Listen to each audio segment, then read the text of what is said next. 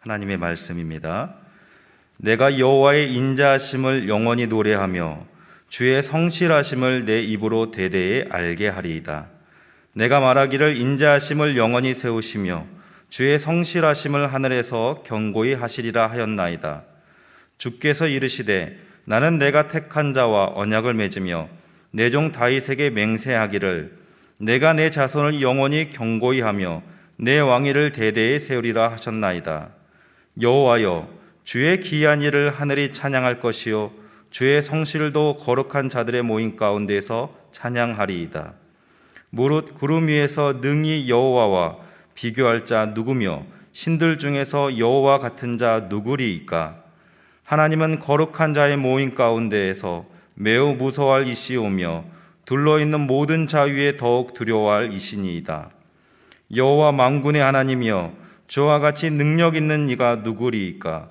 여호와여, 주의 성실하심이 주를 둘렀나이다. 주께서 바다의 파도를 다스리시며 그 파도가 일어날 때에 잔잔하게 하시나이다. 주께서 라합을 죽임당한 자 같이 깨뜨리시고 주의 원수들 주의 능력의 팔로 흩으셨나이다. 하늘이 주의 것이요 땅도 주의 것이라. 세계와 그 중에 충만한 것을 주께서 건설하셨나이다. 남북을 주께서 창조하셨으니 다볼과 헤르몬이 주의 이름으로 말미암아 즐거워하나이다. 주의 발에 능력이 있사오며 주의 손은 강하고 주의 오른손은 높이 들리우셨나이다. 의와 공의가 주의 보좌의 기초라. 인자함과 진실함이 주 앞에 있나이다. 즐겁게 소리칠 줄 아는 주의 백성은 복이 있나니 여호와여, 그들이 주의 얼굴빛 안에서 다니리로다. 그들은 종일 주의 이름 때문에 기뻐하며 주의 공의로 말미암아 높아지오니 주는 그들의 힘의 영광이심이라. 우리 뿔이 주의 은총으로 높아지오니 우리의 방패는 여호와께 속하였고 우리의 왕은 이스라엘의 거룩한 이에게 속하였기 때문이니이다. 그때에 주께서 환상 중에 주의 성도들에게 말씀하여 이르기를 내가 능력 있는 용사에게는 돕는 힘을 더하며 백성 중에서 택함 받은 자를 높였으되 내가 내 종 다윗을 찾아내어 나의 거룩한 기름을 그에게 부었도다. 내 손이 그와 함께하여 견고하게 하고 내 팔이 그를 힘이 있게 하리로다. 원수가 그에게서 강탈하지 못하며 악한 자가 그를 공고하게 못하리로다. 내가 그의 앞에서 그 대적들을 박멸하며 그를 미워하는 자들을 치려니와 나의 성실함과 인자함이 그와 함께하리니 내 이름으로 말미암아 그의 뿔이 높아지리로다. 내가 또 그의 손을 바다 위에 놓으며 오른손을 강들 위에 놓으리니 그가 내게 부르기를 주는 나의 아버지시요 나의 하나님이시요 나의 구원의 바위시라 하리로다. 내가 또 그를 장자로 삼고 세상 왕들에게 지존자가 되게 하며 그를 위하여 나의 인자함을 영원히 지키고 그와 맺은 나의 언약을 굳게 세우며 또 그의 후손을 영구하게 하여 그의 왕위를 하늘의 날과 같게 하리로다. 만일 그의 자손이 내 법을 버리며 내 규례대로 행하지 아니하며 내 율례를 깨뜨리며 내 계명을 지키지 아니하면 내가 회초리로 그들의 죄를 다스리며 채찍으로 그들의 죄악을 벌하리로다. 그러나 나의 인자함을 그에게서 다 거두지는 아니하며 나의 성실함도 패하지 아니하며 내 언약을 깨뜨리지 아니하고 내 입술에서 낸 것은 변하지 아니하리로다. 내가 나의 거룩함으로 한번 맹세하였은즉 다윗에게 거짓말을 하지 아니할 것이라. 그의 후손이 장구하고 그의 왕위는 해같이 내 앞에 항상 있으며 또 궁창의 확실한 증인이 달같이 영원히 견고하게 되리라 하셨도다. 그러나 주께서 주의 기름 부음 받은 자에게 놓아사 물리치셔서 버리셨으며 주의 종의 언약을 미워하사 그의 관을 땅에 던져 욕되게 하셨으며 그의 모든 울타리를 파괴하시며 그 요새를 무너뜨리셨으므로 길로 지나가는 자들에게 다 탈취를 당하며 그의 이웃에게 욕을 당하나이다. 주께서 그의 대적들의 오른손을 높이시고 그들의 모든 원수들은 기쁘게 하셨으나 그의 칼날은 둔하게 하사 그가 전장에서 더 이상 버티지 못하게 하셨으며 그의 영광을 그치게 하시고 그의 왕위를 땅에 엎으셨으며 그의 젊은 날들을 짧게 하시고 그를 수치로 덮으셨나이다. 여호와여, 언제까지니이까? 스스로 영원히 숨기시리니까 주의 노가 언제까지 불붙듯 하시겠나이까. 나의 때가 얼마나 짧은지 기억하소서. 주께서 모든 사람을 어찌 그리 허무하게 창조하셨는지요. 누가 살아서 죽음을 보지 아니하고 자기의 영혼을 수월의 권세에서 건지리이까. 주여, 주의 성실하심으로 다윗에게 맹세하신 그 전의 인자하심이 어디 있나이까. 주는 주의 종들이 받은 비방을 기억하소서. 많은 민족의 비방이 내 품에 있사오니 여호와여, 이 비방은 주의 원수들이 주의 기름 부음 받은 자의 행동을 비방하는 것이로소이다. 여호와를 영원히 찬송할지어다. 아멘, 아멘.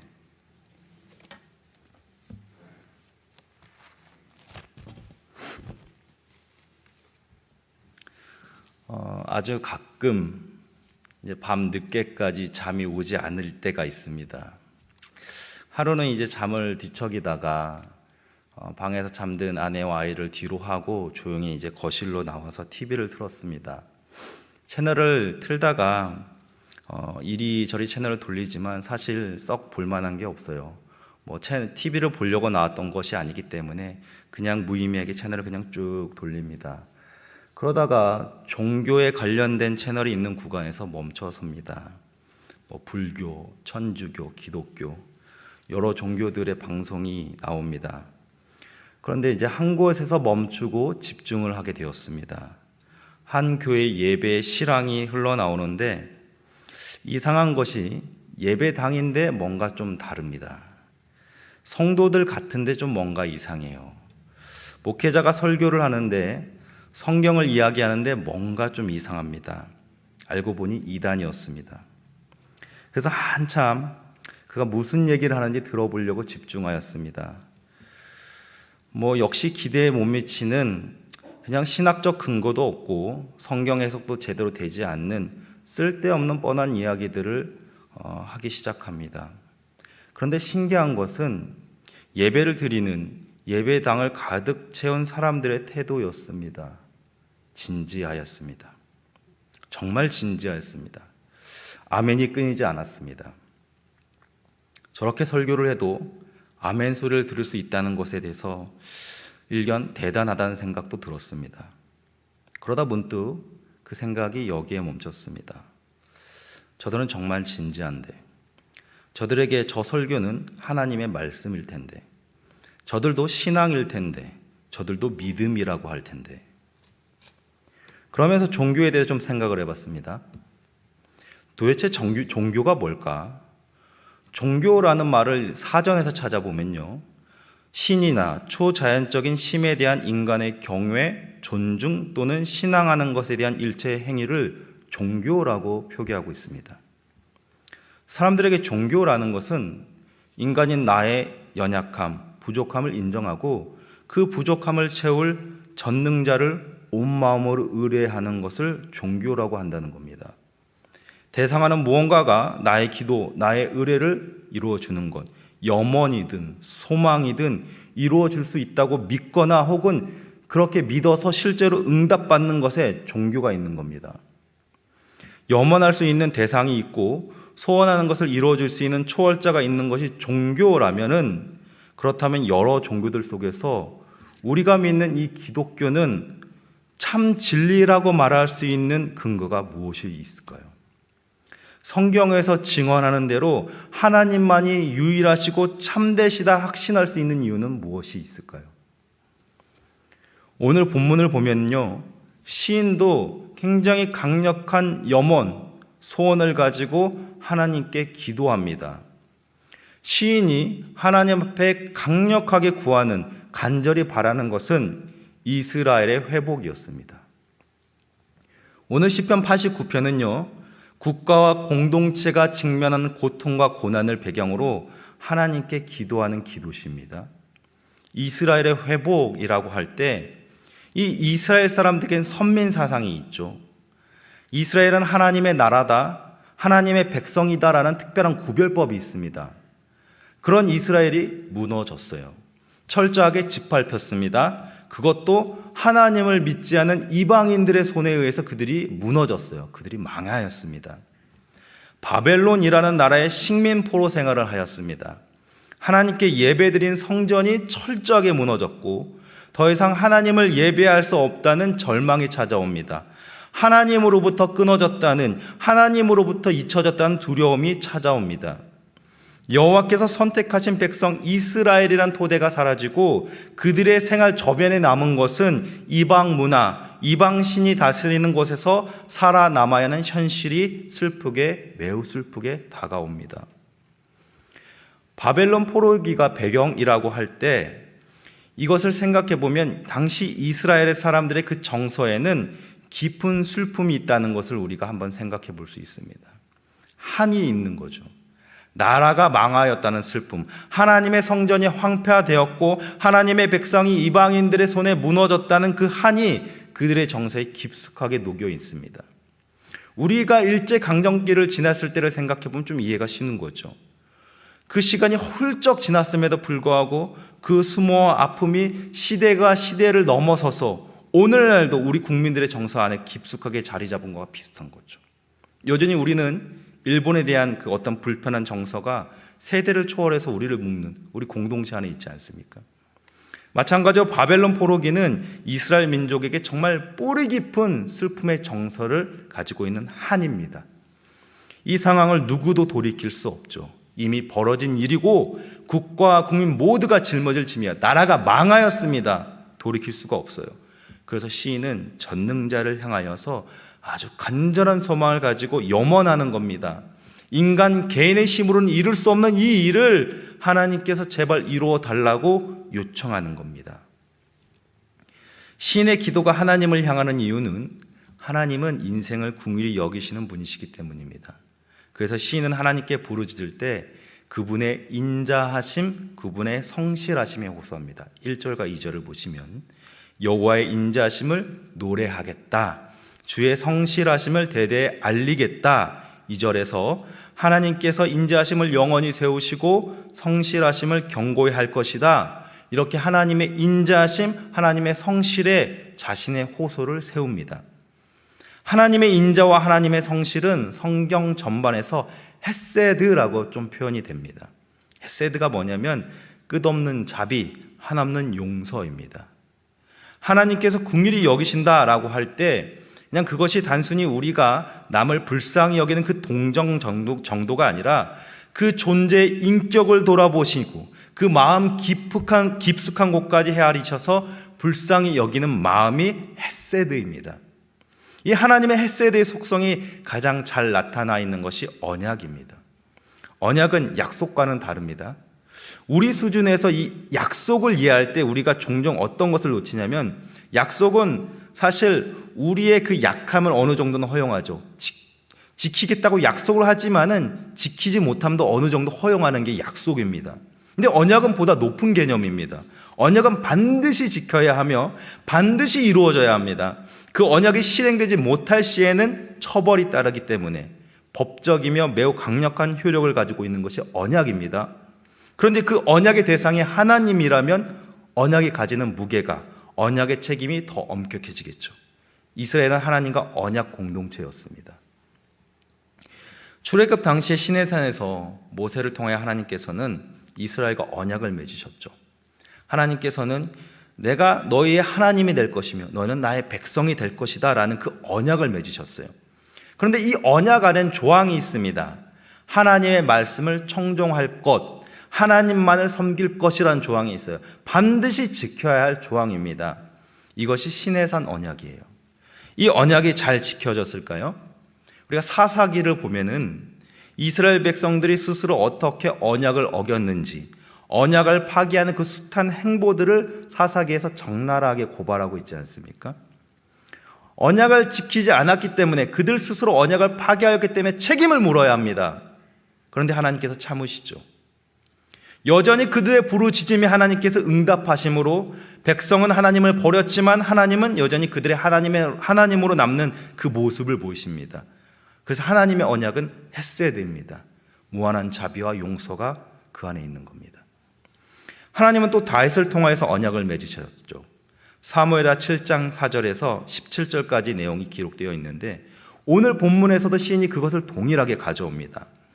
오늘 본문 89편 19절부터 37절의 내용이 바로 그 내용입니다. 20절을 보시면 내가 내 종 다윗을 찾아내어 나의 거룩한 기름을 그에게 부었도다. 흔히 다윗 언약이라고 부르는 언약인데, 이 언약의 내용을, 오늘 본문의 내용을 쭉 눈으로 따라가다 보면은 눈치가 빠르신 분들은 좀 특이하다는 생각을 할 겁니다. 어떤 점이 특이하냐면 굉장히 불공정한 언약이라는 겁니다. 무슨 말이냐면 하나님 편에서 제공되는 선의는 가득한데 하나님 편에서 너무나 좋은 호의를 베푸시는 한쪽으로 치우친 언약이라는 겁니다. 사실 하나님께서 다윗에게 기름을 부은 것부터가 불공정이었죠. 우리 사무엘상 16절을 보면은 하나님께서 사울을 버리신 이후에 이제 새로운 이스라엘 왕을 세우기 위해서 사무엘 선지자를 베들레헴 이새의 집으로 보내시는 장면이 기록이 되어 있습니다. 다윗의 형들 이새 아들들이 사무엘 앞에, 선지자 앞에 이게 도열해 섭니다. 사무엘 눈에 보기에도 이 사람 정도면 정말 하나님이 기름 부을 만한 사람이다 싶은 그 후보들이 보입니다. 그런데 하나님께서 다 거절하시죠. 후보가 없습니다. 아들이 또 있냐고 묻죠. 들판에 나가 있는 다윗이 있다고 말합니다. 하나님께서 다윗을 선택하셨는데 다윗은 사실 그 자리에 볼리지도 못하는 가정 안에서도 자격이 없는 아들이었어요. 그를 하나님께서 택하신 겁니다. 그러니까 20절에서 내가 찾아내어 기름 부었다. 자격 없는 다윗을 하나님께서 찾아내어 선택하신 겁니다. 언약의 첫 시작부터가 이렇게 치우친 언약입니다. 언약의 내용은 어떨까요? 편파적이죠. 다윗을 한없이 높이겠고 한없이 보호하시겠다고 합니다. 그 왕자를 영구히 세우겠다고 하십니다. 심지어 30절과 31절을 보시면요, 만일 그의 자손이 내 법을 버리며 내 규례대로 행하지 아니하며 내 율례를 깨뜨리며 내 계명을 지키지 아니하면 이라고 하면서 뭐라고 하십니까? 그럼에도 채찍질은 하겠는데 죄악은 벌하겠는데 인자를 거두지 않겠다. 성실함도 패하지 않겠다라고 하십니다. 그리고 이 언약의 도장을 35절에서는 나의 거룩함으로 맹세하겠다고 하십니다. 언약은 쌍방의 균형이 있어야 돼요. 한쪽이 지키고 한쪽이 지키지 못하면 언약은 성립되지 않습니다. 폐기되어야 돼요. 그런데 하나님의 언약은 이스라엘 백성들이 지키지 못하였음에도 불구하고 유지가 됩니다. 하나님께서 그대로 끌고 가시기 때문에, 그래서 하나님의 언약은 헤세드입니다. 영원한 자비, 영원한 용서의 뿌리를 둔 언약입니다. 오늘 시인이 하나님께 강절히 호소하는 이스라엘의 그 회복은 사실 그들에게 마땅한 처사였습니다.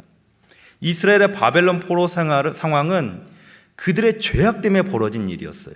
하나님의 말씀을 청종하지 아니함, 하나님 앞에 행한 죄악이 이스라엘의 패망, 성전의 황폐화를 가져왔습니다. 숱한 경고에도 그들이 듣지 아니하고 돌이키지 않는 결과가 오늘 이 바벨론 포로 생활의 모습입니다. 38절부터 45절에서는 자신들이 당한 그 억울함을 호소하는데 언약을 지키지 않은 합당한 결과라는 것을 시인이 인정합니다. 38절에서 주께서 기름 부은 자에게 놓아사 물리치고 버리셨다. 39절에서 언약을 미워하시고 관을 땅에 던지셨다. 42절에서 대적들의 손을 높이 드신 분이 하나님이시다. 인정합니다. 지금 자신들이 겪는 일이 우연히 발생한 일이거나 어떤 세상 역사의 흐름이 아니라 하나님께 심판받은 벌이라고 인정하고 있습니다. 하나님의 긍휼을 호소하지만 정작 자신들이 언약을 파기하였으며 이 죄악에 대한 벌을 받고 있다는 분명한 의식이 시인의 기도 속에 나타나고 있어요. 그래서 시인은 이 자신들이 당해야 하는 당연한 절망 앞에, 마땅한 이 처지 앞에서 하나님을 찾는데 자신들이 뻔뻔하게 그 등을 돌린 그 뻔뻔함을 가지고 하나님의 말씀을 청종하지 아니했던 그 완악한 행동을 가지고서라도 그럼에도 불구하고 다시 우리가 하나님을 찾을 수 있는 유일한 근거가 언약이라고 내세우고 있는 겁니다. 헤세드에 근거한 하나님의 언약은 찾는 자들에게 용서를 허락하실 것이며 부르짖는 자들을 돌보아 보실 것이며 다시 회복시키실 것이라는 유일한 근거가 되기 때문에 다윗에게 약속하신 그 언약을 하나님 다시 기억하여 주십시오라고 지금 시인이 하나님께 기도로 요청하고 있는 것이죠. 그런데 중요한 것은 이 헤세드의 언약, 이 무한한 자비와 용서를 동반하는 이 언약은 영원하다는 겁니다. 오늘 본문에서 이 영원하다는 단어가 총 7번 등장합니다. 영원히라는 이 단어는 히브리어로 올람인데, 우리가 이 영원히라는 이 단어를 들었을 때 좀 잘못 이해하는 개념 중에 하나가 이것을 자꾸 시간의 개념으로만 받아들이는 겁니다. 그런데 이 올람, 영원하다는 말이 신약으로 넘어가면 어떤 뜻이 되냐면 아이오나스, 무슨 뜻이냐면 세대들의 세대라는 뜻이 됩니다. 한 세대, 두 세대. 세대라는 것이 무엇입니까? 오늘 우리가 살아가는 삶을 이야기합니다. 이 시간에 이 공간에 살았던 오늘 우리의 삶을 이야기합니다. 그런데 인간은 문제가 뭡니까? 다음 세대를 살지 못하죠. 우리의 눈은 다음 세대를 넘어가지 못합니다. 딱 우리 세대에 멈춰버리죠. 우리의 삶에서 시선이 멈추고 생각이 멈추고 육체의 생명은 거기서 멈춥니다. 누구든 인간인 이상 다음 세대로 넘어가지 못하고 자기 세대에 멈춰버리죠. 하지만 언약은 세대를 뛰어넘습니다. 세대라는 그 말은 하나님의 언약이 사람의 한계를 넘어 사람이 보지 못하는 곳까지, 사람이 바라지 못하는 곳까지, 사람이 감히 알지 못하는 곳까지 넘어선다는 의미입니다. 우리에게 영혼은 시간에 불과하지만, 그래서 영원히 살지 못하는 우리는 그 언약의 참 의미와 가치를 깨닫지 못하고 그저 한 시대에 불과한, 시간하면 종속되어서 그 시대가 부여하는 가치에 목말라하고 그 시대의 정신에 목매어 아웅다웅하며 살아가지만, 그래서 우리는 그 다음을 책임질 수 없지만 하나님은 우리의 이전, 우리의 이후까지 통달하시는 분으로서 영원히 우리에게 베푸시기로 한 그 언약을 이루시는 분, 완성하시는 분이라는 사실을 이 언약 속에서 우리가 깨달을 수 있는 것이죠. 그래서 그 언약이 결국 무엇이냐? 결국 그 언약이 무엇을 이루어내느냐 했을 때, 영원히 살지 못하는 우리를 영원히 살게 하시려고 영원한 생명을 가지신 하나님께서 영원한 생명이 없는 이 땅으로 들어오신 것이 이 언약의 성취, 언약의 완성이라는 겁니다. 사람의 관점은 한 시대를 넘어서지 못하지만 하나님은 세대와 세대를 넘어서서 아브라함을 부르셔서 언약하심으로 그 어리에서 이스라엘을 만드시고, 모세를 통하여 언약하심으로 자신의 백성을 삼으셨고, 다윗을 통하여 언약의 최종을 이루시는 그 결과까지 하나님은 세대와 세대를 뛰어넘어 역사 속에서 계속 그것을 성취하신 하나님이라는 사실, 신은 거기에 자신의 국가의 공동체의 모든 기대를 걸고 있는 것이죠. 이 언약 안에는 그 각 시대를 살아간 수많은 사람들의 이야기가 있습니다. 그들의 애환이, 그들의 고통, 고난, 슬픔, 때로는 수치까지 인생의 각양각색의 모습들이 그 언약 안에 들어있습니다. 하나님께서는 그 이야기들을, 그 삶의 이야기들을 하나하나 엮어가시면서 이 땅에서 언약을 성취하여 이루어 가셨다는 사실입니다. 그래서 시인은 오늘 그 영원한 언약에 자신의 영혼을 담아 하나님께 기도합니다. 그것이 우리가 믿는 이 기독교가 유일한 진리가 될 수 있는 근거입니다. 영혼으로부터 분리된 인간에게 남은 것은 고통과 고난밖에 없어요. 아무리 진보된 문명이 화려하게 꽃을 피운다 하더라도 영원한 생명에 도달하는 방법은 인간 편에선 존재하지 않습니다. 다시 말하면 무슨 짓을 해도 인생은 고통과 고난을 숙명처럼 떠안고 살아가야 한다는 겁니다. 그래서 사람은 저마다 방편으로 영혼을 찾죠. 대표적으로 한 종교는요, 그 영혼에 자신이 들어가기 위해서 무엇을 합니까? 신을 만족시켜야 하는 공로가 껴 있습니다. 그래서 그 신을 만족시키기 위해서 성전이라 하는 그 구호 아래 자신의 생명을 과감하게 던져버리죠. 그렇게 하면 영원한 그 천국이 자신을 기다린다는 그 믿음 아래서. 또 한 종교는 윤회, 이 영원하는 것을 반복시켜버립니다. 선을 행한 사람은 선에 대한 보상으로 다음에 좋게 태어나고, 악을 행한 사람은 다시 그 죄에 대한 대가로서 그 잘못 태어나는 그 모습, 영원히 그 굴레를 돌고 도는 방식으로 영혼을 소원합니다. 새로운 기회를 부여받을 수 있는 것까지는 좋겠지만, 어쨌든 이 두 종교 모두 영혼에 도달하는 방식이 우리와는 너무나 천지차별이죠. 그리고 하나님을 믿는 신앙에서는요, 우리의 힘으로 영혼에 도달할 수 있다고 절대 말하지 않습니다. 분명하게 말해요. 무슨 수를 써서도 안 된다고 말합니다. 그래서 하나님이 직접 영원하심을 버리고 우리의 세상으로 뛰어드신 겁니다. 그리스도의 순환이라고 말합니다. 하나님이 친히 이 땅에 인간의 몸으로 태어나시고 사신 그 모든 시간을 고통과 고난이라고 말합니다. 영원할 수 없는 우리에게 영원한 생명을 주시기 위해서. 그리스도가 언약의 최종입니다. 그분이 모든 언약의 결과입니다. 하나님께서 인간과 불공정 언약을 맺으시며 폐기되어야 할 인간의 그 잘못된 수많은 이유 속에서도 언약이 유지되고 성취되었던 이유는 그리스도를 통하여서 우리에게 잃어버린 이 영원한 생명을 주시기 위함입니다. 기독교가 참 진리인 이유가 여기에 있습니다. 그래서 진리입니다. 우리 편에서는 아무것도 할 수 없는 보상도 대가도 아닌 그저 주어짐이기 때문에 진리입니다. 인간의 어떠한 태도에서도 어떠한 문제에서도 때론 자주할 수밖에 없는 그런 여러 상황 속에서도 언약은 하나님이 유지하시고 하나님이 이루시기 때문에 진리입니다. 그래서 오늘 이 영원한 언약이 되신 그리스도가 우리의 유일한 위로가 될 수 있는 겁니다. 언약 안에서 우리가 위로받을 수 있는 이유는 그 언약 안에 누군가 거창한 사람들의 삶의 이야기가 있기 때문이 아니라 오히려 언약 안에 관련된 사람들의 이야기를 들여다볼수록 그 사람들의 이야기가 초라하기 때문입니다. 여러분 창세기 47장을 보시면요, 야곱이 바로 왕 앞에 서 있는 장면이 나옵니다. 바로가 야곱에게 묻죠. 내 나이가 얼마냐? 야곱이 이렇게 대답합니다. 야곱이 바로에게 이르되 내 나그네 길의 세월이 130년이니이다. 내 나이가 얼마 되지 못되니 우리 조상의 나그네 길의 연조에 미치지 못하나 험악한 세월을 보내었나이다. 130년을 살았던 사람의 그 입에서 나온 자신의 인생에 대한 결론이 뭡니까? 험악한 세월을 살았다는 겁니다. 조부 아브라함을 시작해서 아버지 이삭, 그리고 자신에게 이어질 이 언약에 대한 책임을 회피하고 살았던 그 인생의 결과가 험난한 인생이었습니다. 초라한 늙은이로 자신의 인생의 그 끝자락에 서 있는 야곱의 모습이 보여요.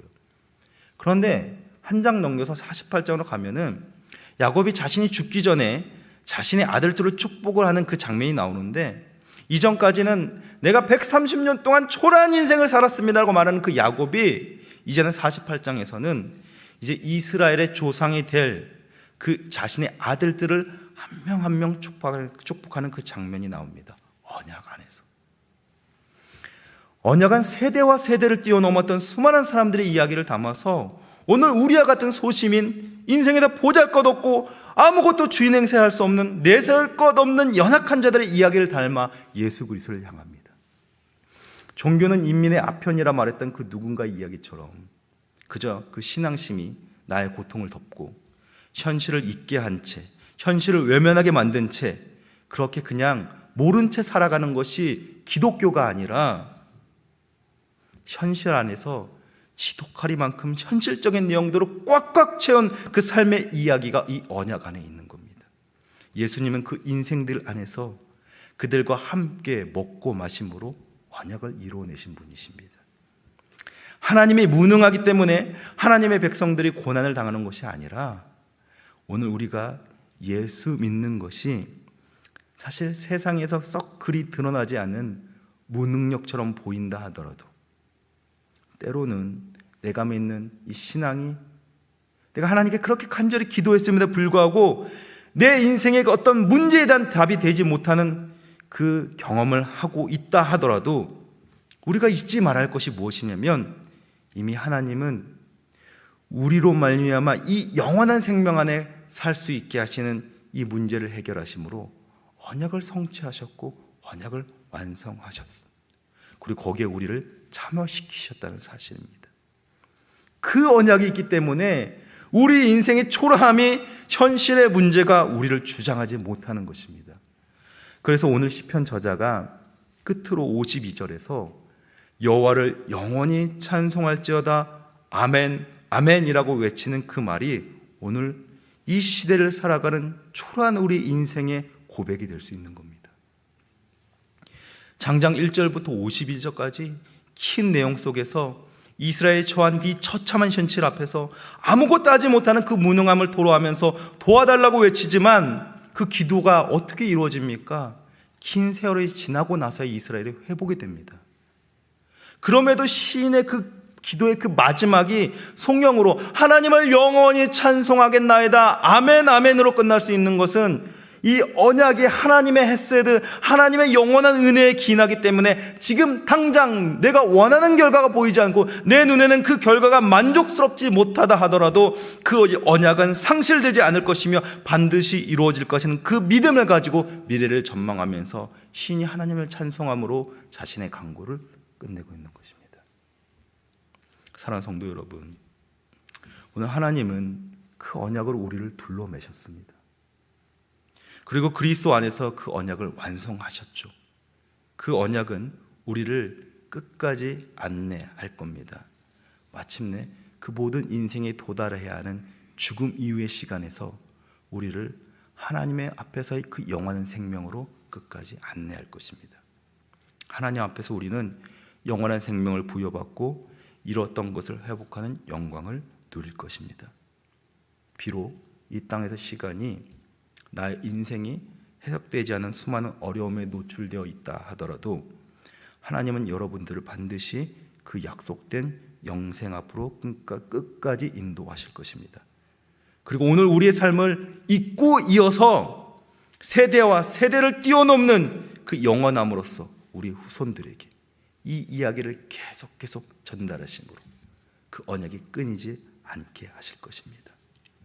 하나님은 오늘 우리 삶의 이야기들을 이 언약의 재료로 사용하실 것입니다. 여기에 소망을 두시기 바랍니다. 우리 삶을 참되게 만드시는 유일한 진리가 이것입니다. 하나님의 언약의 영원함으로 우리의 인생의 의미를 붙잡으시길 바랍니다. 그리고 거기에서 답을 찾으시길 바랍니다. 그 답 안에서, 그 진리의 답 안에서 은혜를 누리시는 여러분 되기를 주님 이름으로 간절히 소망합니다. 우리 시간 기도하겠습니다. 영원하신 하나님, 하나님의 그 영원하신 은혜를 우리가 말씀을 통하여 기억하며 다시금 우리의 인생을 그 영원하신 하나님의 언약 안에 세울 수 있도록 하여 주시옵소서. 하나님, 새해가 밝았음에도 불구하고 우리의 삶은 나아진 것이 하나도 없어 보이고 앞으로의 전망 여전히 똑같아 보이는 그런 현실을 경험한다 할지라도 현실에 기인하여 현실에 묻혀 사는 성도들이 아니라 하나님의 말씀, 그 언약을 근거하여 살아갈 수 있는 성도들 되게 하여 주시옵소서.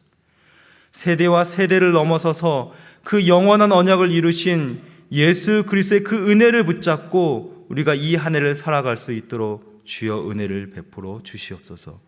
감사드리며 예수님 이름으로 기도하옵나이다.